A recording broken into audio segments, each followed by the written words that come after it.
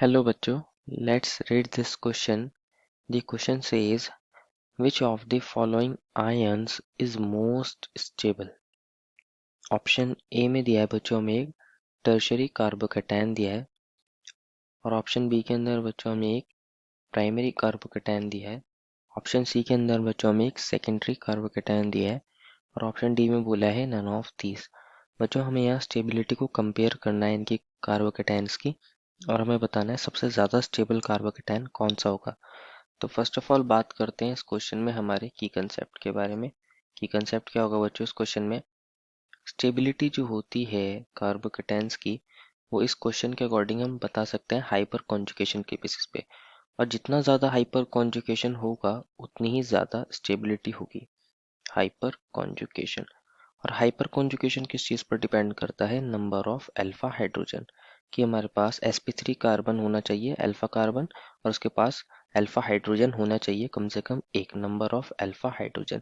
अगर उसके पास जितने ज़्यादा अल्फा हाइड्रोजन होंगे उतना ज़्यादा वहाँ हाइपर कॉन्जुगेशन देखने को मिलेगा, उतनी ज़्यादा स्टेबिलिटी हो जाएगी। इसको समझते हैं एक एग्जाम्पल से। कंसिडर करिए मेरे पास कोई मॉलिक्यूल है जिसको मैं ऐसे लिख सकता हूँ CH2 और CH3। ये एक कार्बोकैटायन है बेसिकली। ये हमारे पास कार्बोकैटायन है और इस पर पॉजिटिव चार्ज है। अगर हमारे पास कार्बोकैटायन से नेक्स्ट कार्बन जो अल्फा कार्बन है उसके पास अगर एक भी हाइड्रोजन होगा, इस हाइड्रोजन को अल्फा हाइड्रोजन बोलेंगे, तो इसके अंदर हाइपर कॉन्जुगेशन हो सकता है और ये वाला carbon alpha carbon sp3 hybridise होना चाहिए।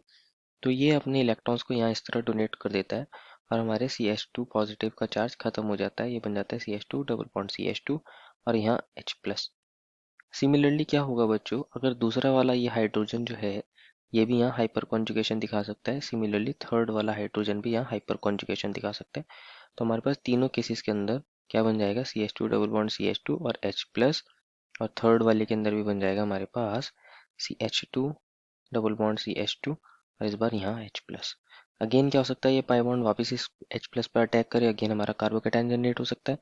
तो ओवरऑल क्या हो रहा है यहाँ, हाइपर कॉन्जुगेशन की वजह से जितना ज़्यादा हाइपर कॉन्जुगेशन होगा उतनी ज़्यादा क्या हो जाएगी? स्टेबिलिटी। तो हमें चेक करना है कि हमारे कार्बोकैटायन से next carbon sp3 hybridise carbon होना चाहिए और उसके पास अल्फा हाइड्रोजन होने चाहिए। जितने ज़्यादा अल्फा हाइड्रोजन उतनी ज़्यादा स्टेबिलिटी। तो ऑप्शन ए में मिला है बच्चों हमें टर्शरी ब्यूटाइल कार्बोकैटायन, है ना। तो इसको लिख सकता हूँ मैं CH3C और C पर पॉजिटिव चार्ज और यहाँ अगेन CH3 और एक CH3 ये रहा। अगर आप इसके अंदर अल्फा कार्बन या अल्फा हाइड्रोजन काउंट करोगे बच्चों, ये अल्फा कार्बन है, ये भी अल्फा कार्बन है और ये भी अल्फा कार्बन है।